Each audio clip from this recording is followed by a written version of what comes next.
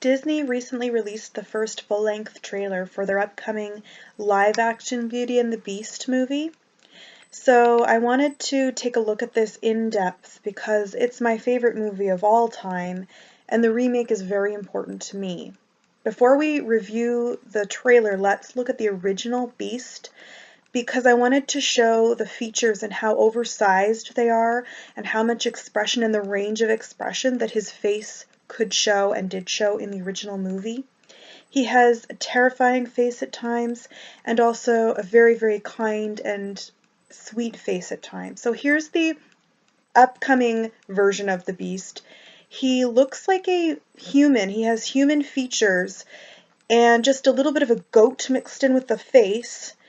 His horns are goat-like, but because they're pointing backwards, the feeling I get from these horns is satanic. It reminds me of depictions of Satan or the devil, and so I'm a little bit uncomfortable with that. He already is less approachable and less loving and less lovable to me. So I am worried about that, but I just want to really be looking towards how they're going to depict him, because he's, to me, my favorite character, and he's the pinnacle of the movie, and it's very important that they do this Beast right.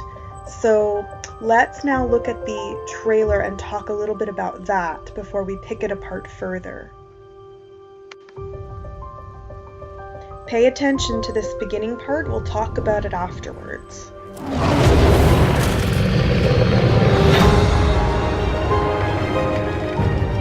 Also, focus on Emma Watson's acting. You must leave here. At this point, the little pieces of her acting that we've seen are a bit of a concern. Do you wish to take your father's place? Come into the light.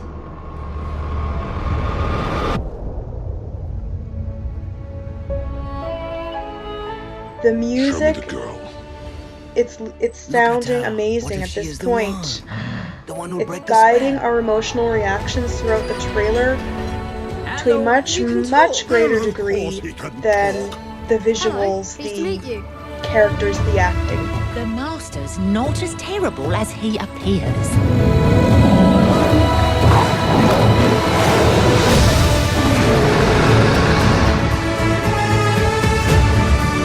I say we kill the beast!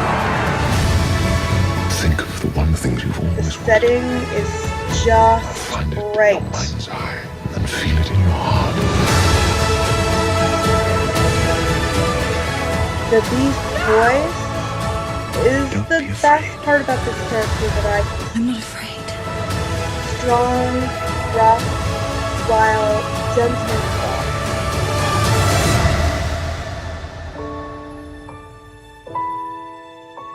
Let's look in much greater depth. Here we see the Beast in this classic view of him alone with his rose. Here is the part that I wanted you to pay attention to, because it's alluding to the fact that we might be going back to the original fairy tale, and we might get to learn more about the characters in Belle's family. I'm hoping. At least it looks like the original fairy tale is going to be coming back to this new version. Emma Watson's acting, although we've only seen little snippets of it, it's kind of theatrical, and it's either over the top at times, like this reaction I found to be over the top, while at other times she has very little expression or very unrealistic reactions. So I'm hoping that she's going to do Belle justice, but at this point I am concerned about the acting so far. The Beast's face looks like it shows some expression here for sure, but once again I just wanted to focus on how strange it is, how goat-like it is, rather than a mixture of many animals. Cogsworth I'm loving. I think it's brilliant what they've done here with him, and this shot of Lumiere also looks interesting, although the face is in the stick itself rather than the candle. This is disappointing because it's very lazy. It's just making a human figure out of the stick, whereas the original is more creative. This is what I envision a candlestick coming to life as possibly looking like. Chip looks very cute here. No problems with him. Very cute. And we can see the beautiful set design of this incredible castle. Loving it. Mrs. Potts does not look like the portly old kind lady with an almost elephantine quality to her that we have come to know and love. Look at the original. There is no original Mrs. Potts left in this new version, so I will give her a chance, but I was not very happy. Again, the over-the-top acting. She looks like she should be on a Broadway stage. It's very silly. And then I was so happy to see our beast looking terrifying and enraged. He doesn't look human here very much. I mean, the teeth are doing it. They're creating that effect. But I was happy to see that he can do this. He can look so beastly. Looking back, just once again remembering our original beast and how incredible he was. And those features, and I just want our new beast to be as good. Emma Watson looks like Belle.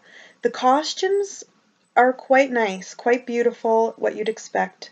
The set design is so strong, and this ballroom to me looks better than the original. It's actually realistic architecture and design more so, and I couldn't imagine it looking any better than it does. But this ball gown that is so iconic looks not like a ball gown at all. It looks like a prom dress that many, many girls wear. And she doesn't look like this is the most romantic moment of her life, when essentially she's becoming a princess.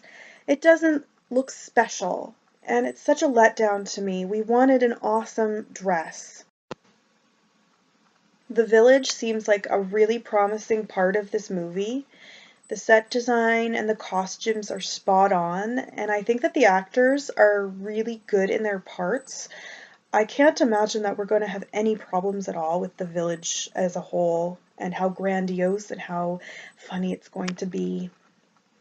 Once again, we have Emma Watson attempting to emote, and it's not coming through. She has a vacant look on her face almost. There's no depth there at all, and we want more from this scene, for sure. I chose to focus on this part because in the original movie, it's really important. It's when we learn who Belle as a character is and what her struggle is. She's in this little pocket in the world and she feels trapped because she doesn't understand how to move beyond that. She feels lonely and she's an outsider who's misunderstood. The village sees her as very strange, as kind of weird and eccentric. So I think that that's when we as viewers can relate to her, because so many of us have experienced those feelings in our own lives, and it lets us root for her. It's interesting too, we'll talk about her experiences and her situation in life and how it relates to the beast later on. It's also for a forerunner, because we know as she's singing this song that just ahead lies adventure for her. She's going to burst out of this bubble. She's going to break through this little pocket of the world, and it's going to be so awesome to watch this happen for her. Here's the odd-looking Lumiere and the very strange Feather Duster character. And I want to know who these people are. Is this from scenes taking place before the fairy tale? Is it more backstory? And I am intrigued by that. I hope this is early CGI. He's going to look much better, please tell us, in the movie, because he's looking terrible here. But look at the original and the strength, the size, the power, the ferocity of our beast. I can't help but go back to the original beast because I love him so much. Please get this right, Disney. Look at this. It's a depiction of the mythological creature, a satyr, and this is a goat man. Does this not look like our new beast? I thought I would look at this scene because it's at the end of the trailer and it looks like they're floating in the night sky with the stars twinkling all around them. It's so romantic. I really want to ask this question. How are they going to take a CGI/live action movie and successfully recreate the transformation scene? It was originally, they looked at this sketch from Michelangelo and used that to guide them.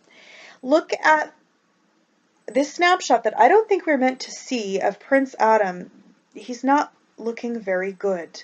So please get rid of this ugly, fake, cheap looking wig and make our Prince Adam and his transformation everything that we want it to be. You can do it. Are you going to spend the time, the money, and really get this right? Now, I wanted to look at this photo because it's summing up the development of their relationship. Belle is here teaching the Beast how to read. She's opening up his world because that's her escapism. She escapes her little pocket of the world by reading books about adventures and fairy tales and stories. So she's allowing the Beast to do that as well.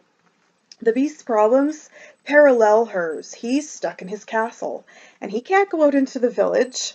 So he's there with nobody who gets him, nobody who understands him either.